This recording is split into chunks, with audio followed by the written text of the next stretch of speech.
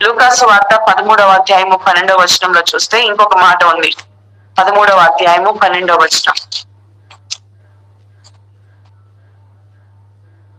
యేసు ఆమెను చూచి రమ్మని పిలిచి, అమ్మా, నీ బలహీనత నుండి విడుదల పొంది ఉన్నావని ఆమెతో చెప్పి ఆమె మీద చేతులుంచగానే ఆమె చక్కగా నిలవబడి దేవుని మహిమపరచెను. ఇప్పుడు ఆమె చక్కగా నిలవబడి దేవుని మహిమపరచక ముందు ఆమె పరిస్థితి ఏంటంటే 16వ వచనం, ఇదిగో 18 ఏండ్ల నుండి సాతాను బంధించిన అబ్రహాము కుమార్తె అయిన ఈమెను